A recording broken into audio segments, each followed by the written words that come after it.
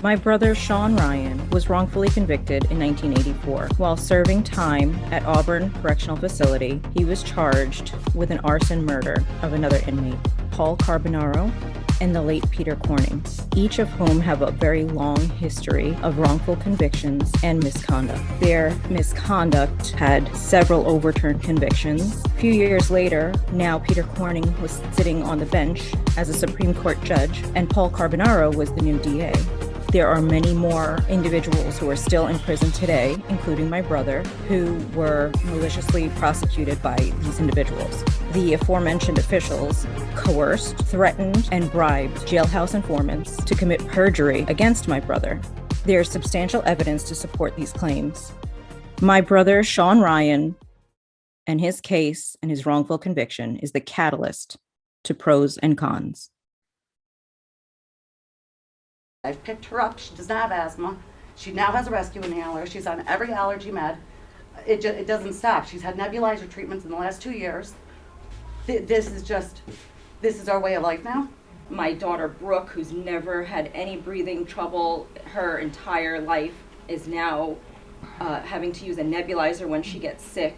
I was on the phone with a school nurse, and she was almost at the point of calling an ambulance because my daughter was having such difficulty breathing while she was in school. My son is not lucky. He is at that school. I went there for open gym yesterday from 10 to 11:10. I left with a headache. What is my kid going through for 8 hours? When he comes home, he's tired. He has no strength at all. Something needs to be done. I don't know who can do it. Not one person can do it. That's why we really need to band together at this point. And we need to come together as a community, and we need to stand up. It's not going to happen making complaints on Facebook. We need to come out and voice everything. Big business has a lot of representation. The residents of East Greenbush only have 5 people, and that's us. And we were unanimous in our opposition to this landfill. It's the wrong project and the wrong location, and it needs to be shut down. There are chronic health effects that you can detect in people that are chronically exposed to substances in the air that reduce the ability to learn. We have that situation very clearly there, and the landfill simply must be closed. You don't need, people are sick and tired of monitoring, people are sick and tired of studies. If your child is at that school, you don't need a study to show that your child's health is in danger. I'm a sheriff's deputy at the Rensselaer County Sheriff's Department. I do that full-time as my job. I swore an oath with that job to protect the residents of Rensselaer County. In that case, that for me is further than just on duty, it's off duty as well. So what you're resigning yourself to if you accept this dump another day is that it's fine for the kids maybe in 5th grade or 6th grade or 7th grade, but for the kids that are in kindergarten, 1st grade, 2nd grade right now, they have 10 more years of, on average, being exposed to this gas 3 times a year. We'll do the math there. That is, by definition, long-term exposure. You've heard a doctor come up here and say this is absolutely foul and is going to affect these kids. You've heard parents in the back there say that this is affecting their children on a daily basis, and you've heard experts on every level. I encourage everyone to just take a second and realize in this room right now, every single person has moved past politics, and we want it together. We want it closed. I'm calling for the immediate closure. I'm asking for Cuomo to stand beyond any of the politics and look this room in the face and do what's right and earn the respect of both parties, both people, and everyone in here, and shut this dump down immediately. Hello and welcome to Pros and Cons. I'm your host, Heather Trentacosta. Today we're going to discuss the landfill that is located in our city of Rensselaer. This has been a point that's impacted our entire community. Most importantly, it's affected our children the most. It's located right next to our public school. And when I say located right next to, I mean, it's literally butting up against our children's baseball field at their school. It's literally touching our kids' campus. You would think in this day and age that something like this wouldn't be allowed or tolerated, but it's not being tolerated by the citizens here. It's not being tolerated by the residents, nor is it being tolerated by our mayor. It's falling on deaf ears, though, or it has thus far. The DEC has failed to come in and take any action to prevent this place from operating. I have three very special guests today, and I will let them go into a little more detail with their introductions. But briefly, I will say we have Sarah Hudson, who is a local resident. We Hi, have guys. Hi, we have Judy Stasak as well. And we have Mayor Mike Stammel. Thank you all so much for joining me today. I know this is a very sore topic for all of us, and I'd like to get everyone's perspective. But first, I'm just going to give you all my own experience as a mom living here. All of my school-aged kids were attending school at Rensselaer City School District. And while they were attending school there, I would receive almost daily phone calls from the school nurses for each of my children who attended school there. They would call me because my children were either vomiting, had irritated eyes or throats.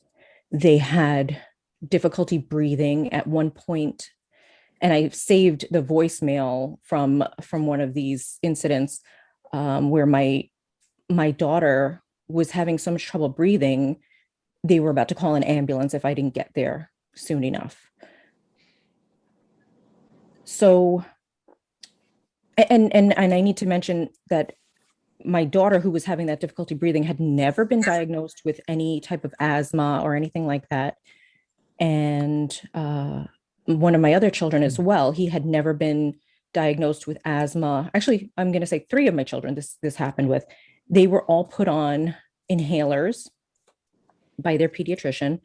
They were missing tons of school because their school day was interrupted, and then from not feeling well, they'd missed subsequent days of school.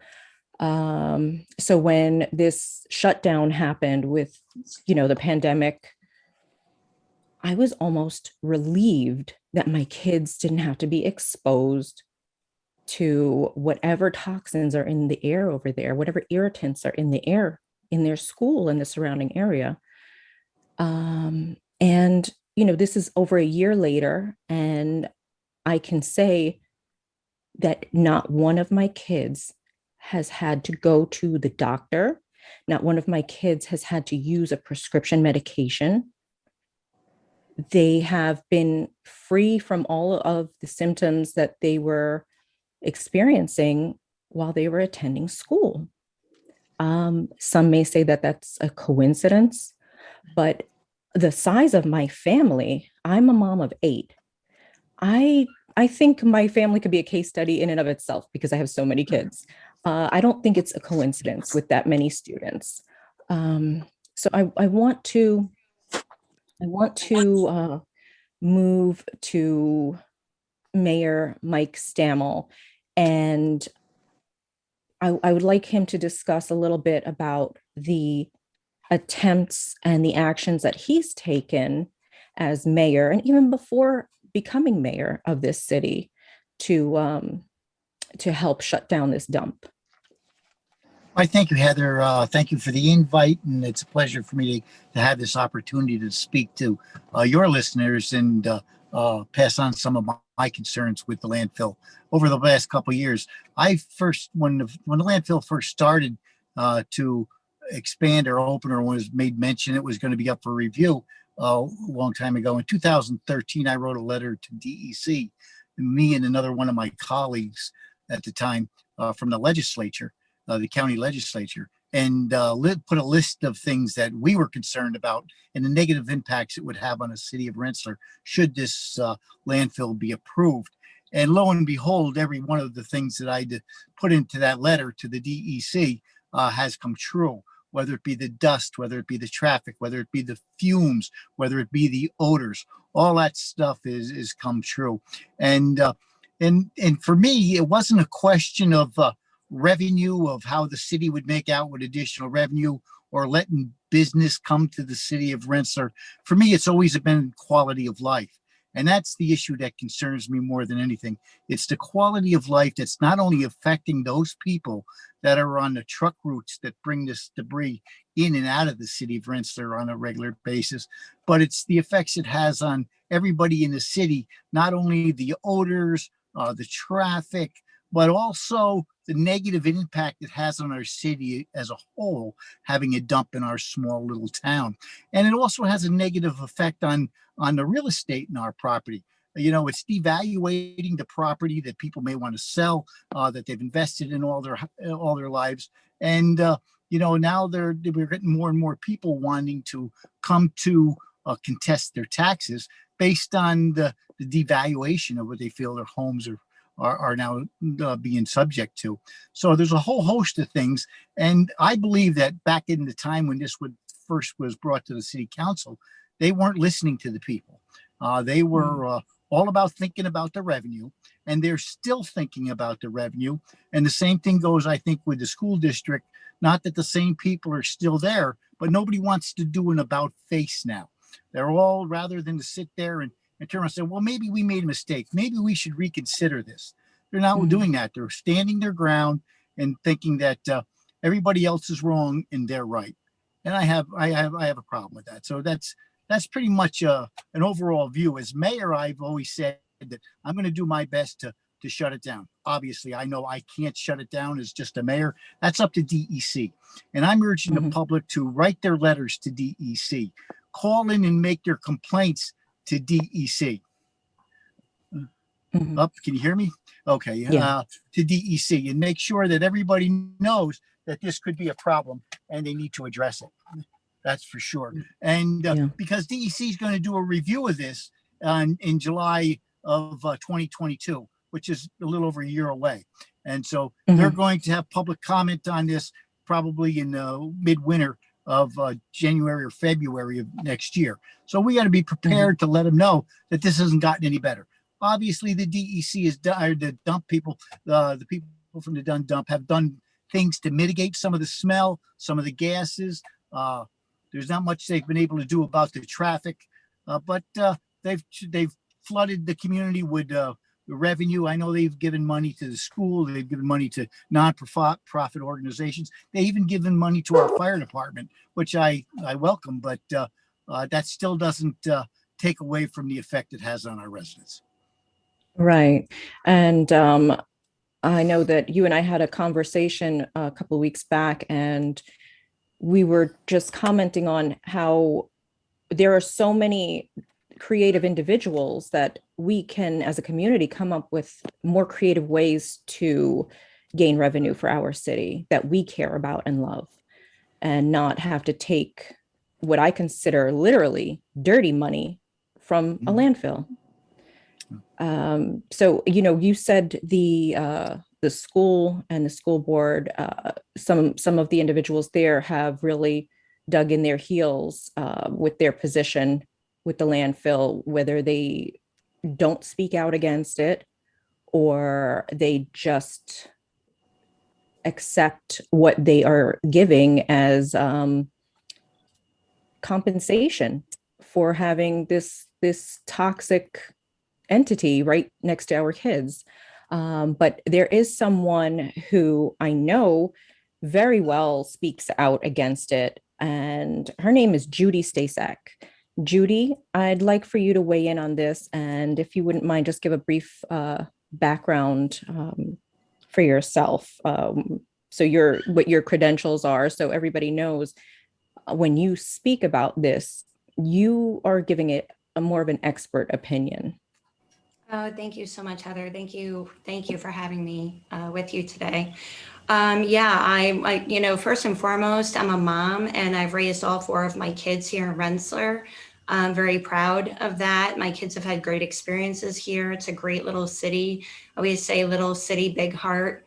and, you know, a lot of really great people. I also have a grandbaby who lives in the city here, and she does currently go to the school right at the campus.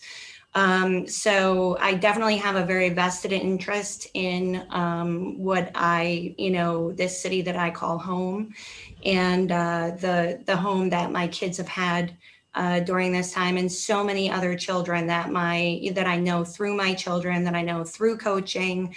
So many concerns just for the health and well-being of our children.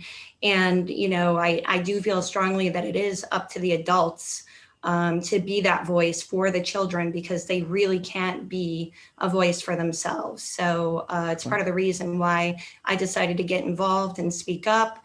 Have worked with the Rensselaer Environmental Coalition, a great grassroots organization here in Rensselaer that really started to raise the alarm bells up quite a few years ago, and still does. And they've done a really, really great job.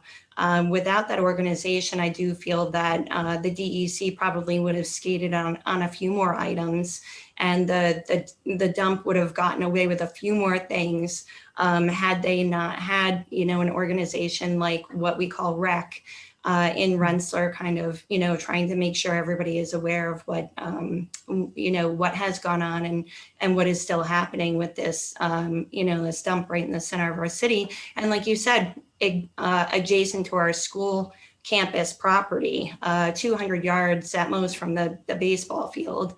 And that's tragic.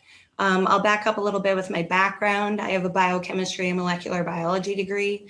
I have a master's degree in public health, and my concentration is environmental health and toxicology. So my studies have been around the impacts of environmental toxins on the health of human beings. I apologize, I'm having some allergies. I'm a little raspy. So that's really been the focus of my studies and my work for many, many years.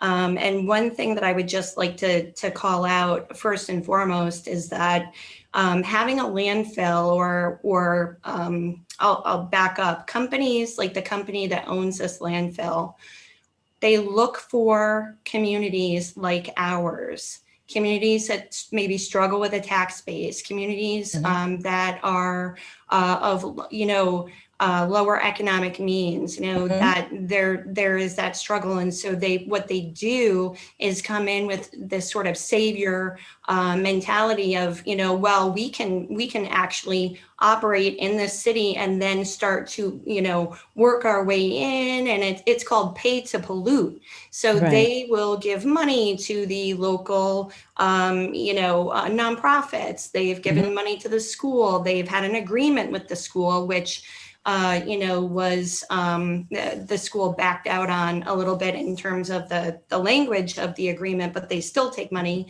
And, you know, of course, the agreement that was forged within the city years ago under what's called a franchise agreement to bring revenue into the city. And unfortunately, there are components of that agreement that the mayor at the time and the common council at the time agreed to that have made it that much more difficult for us to have an impactful voice as residents in this city. And it's truly a shame.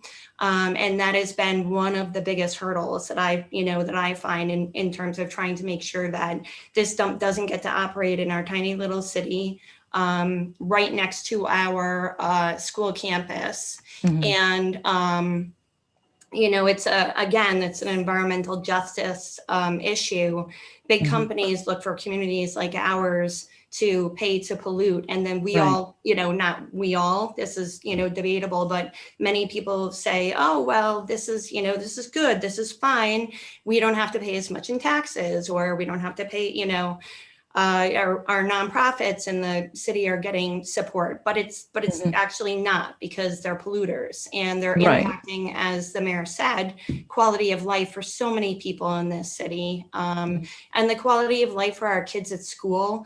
is really been impacted. I mean, I can speak to, the environmental hazards related to the landfill if you want me to just jump into it, or Yeah, if you wouldn't mind just filling us in. But before you do that, I just want to bring attention to how many of the lower tax brackets or impoverished communities are targeted. So, there's we need to work toward health equity in not just our community but in this country.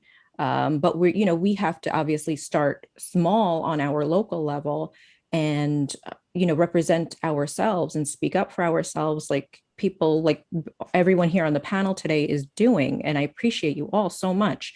But if other communities will see this and perhaps work proactively to keep their communities protected from entities like the Dunn landfill happening to them, we cannot continue to be targets and just be exploited for not having resources and not having the income that another community would have, because it would never be tolerated if we did.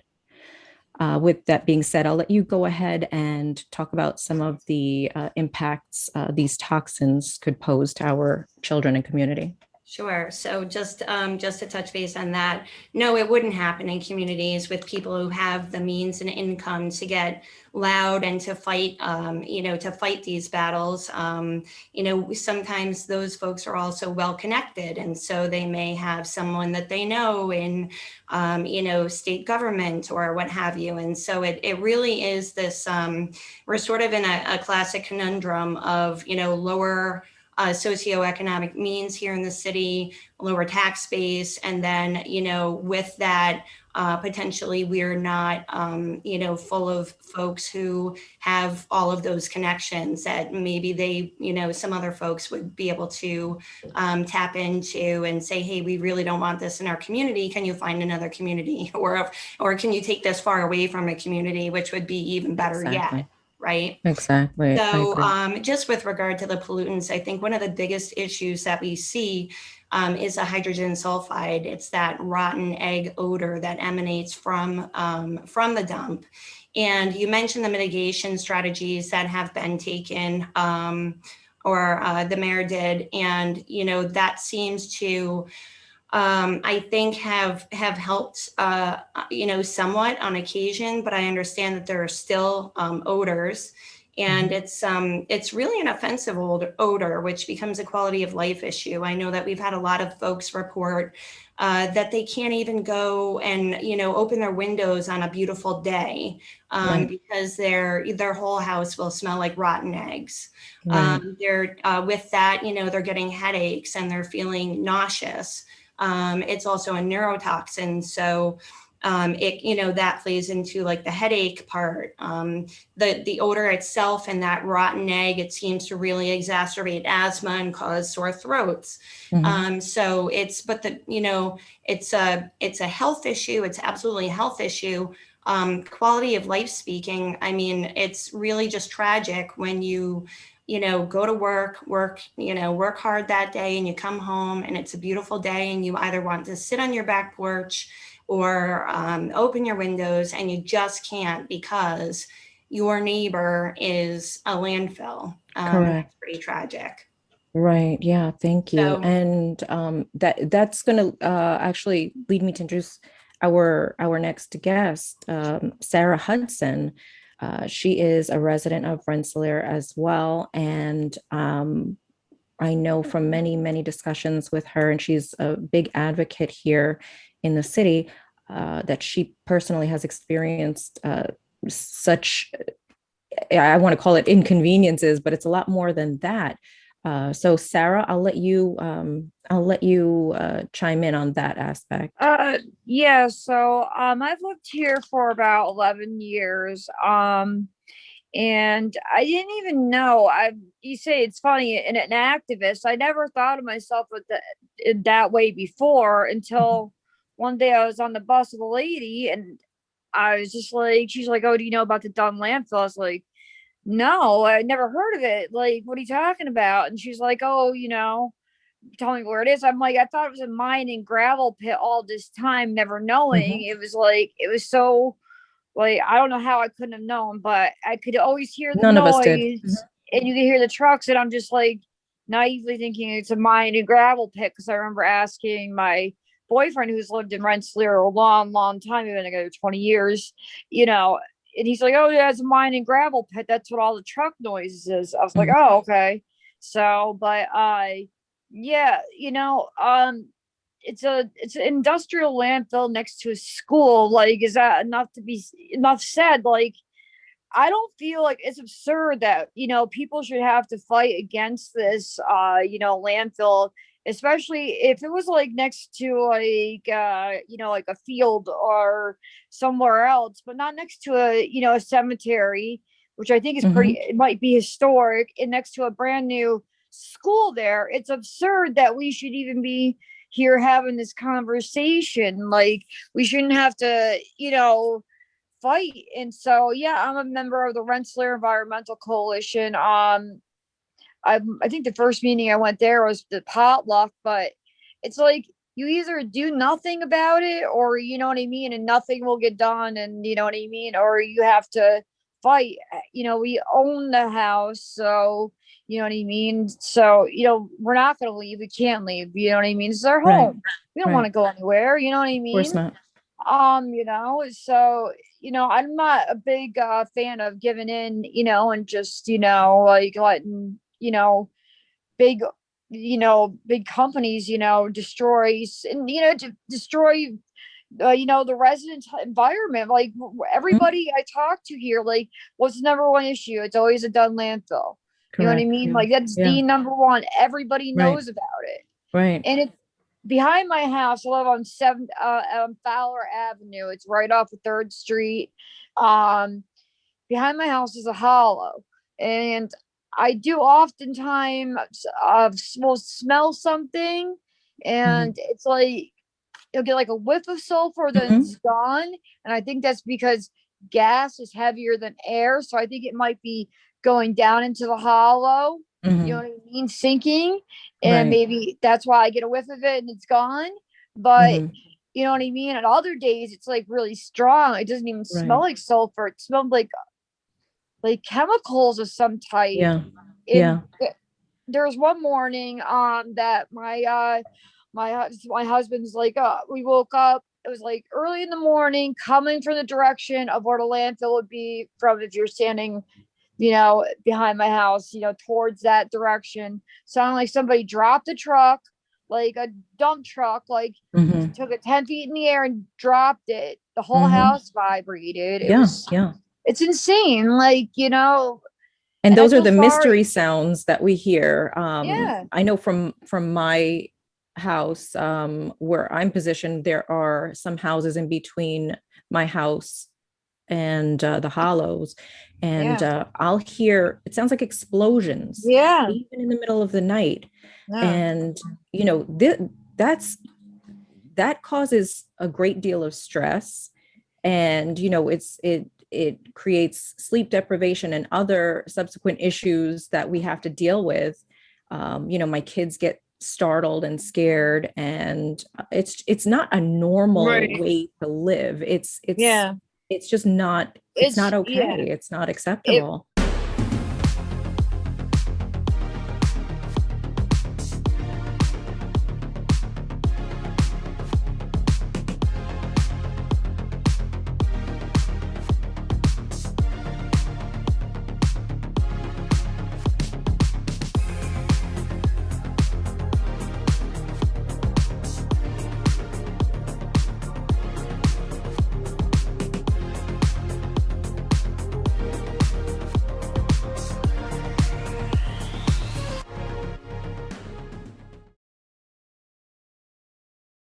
I want to jump back over to Mayor Mike.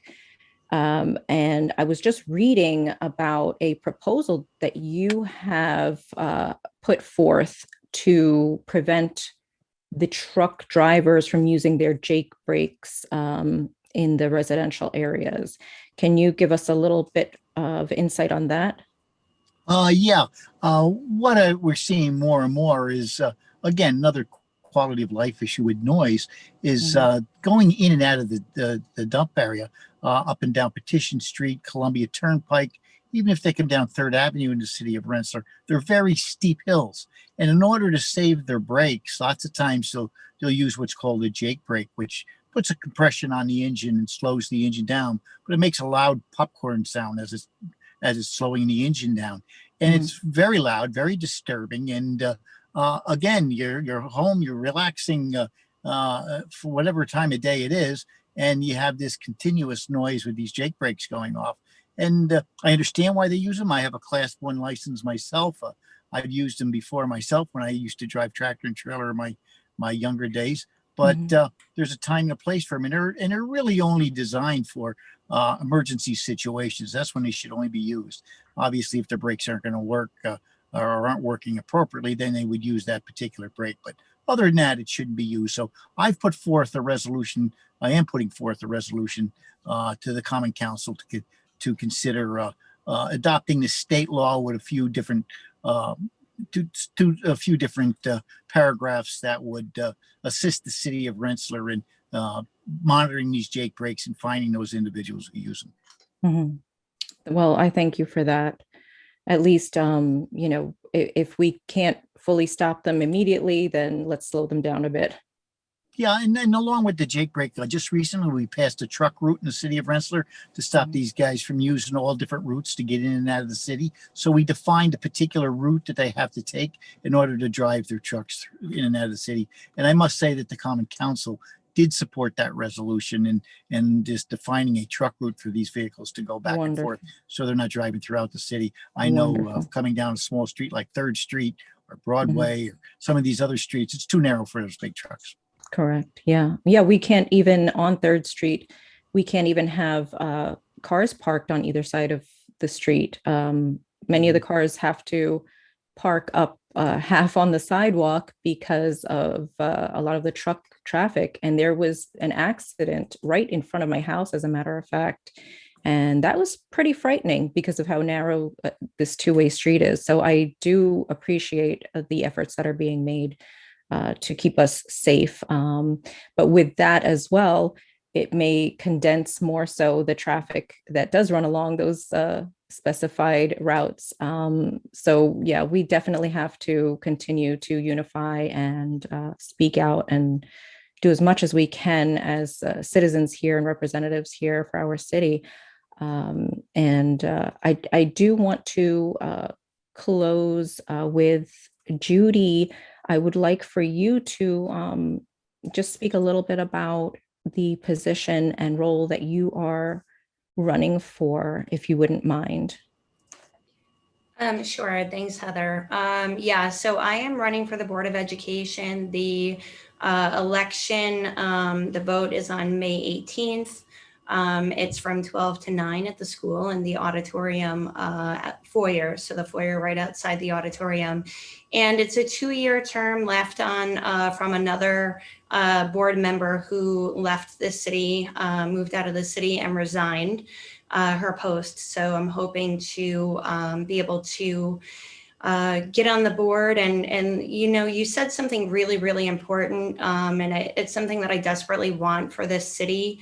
And it's something that I'm hoping that taking that type of leadership position can help to do, which is just to unify folks in the city, and hopefully we can recognize that we do have so much in common here, and we do have a lot of the same goals. We want our city to be amazing. We want a lot of the same things, and so I'm hopeful that whether I win or not, that the people of this city can come together and sort of I think party lines in some ways are just old and overplayed in terms of people sticking to it and digging in. It would be wonderful if people could come together and unite. We just have so much more in common than not, and hopefully we can find ways both within the city and you know, on the school board or within the school, to be able to come together and unify and get some good things done without taking money from polluters and without having quality of life issues that we should be able to, you know, maybe should have never had in the first place. But here we are, we're here now. Let's work together and see what we can do to protect the children and protect their health. And the same thing goes for all of the residents of the city. And I do appreciate, I do want to say, I do appreciate, I know the mayor has been working on this for a long time as a county legislator and now for the past couple of years as our mayor. And, you know, I really appreciate his leadership in this front. And I think he also would love to see the city come together and work together much more than maybe we have in the past, just because of, like I said, you know, old party lines and digging in, which doesn't make any sense for actually getting things done, you know, for the residents of Rensselaer. So thank you. Thank you for that. And I want to thank all of my guests today. Thank you for taking time out of your busy schedules and sharing your experiences and, you know, the actions that you all are taking for the betterment of our community. I want our neighbors and local residents to keep their eye out for Judy and for Mayor Mike.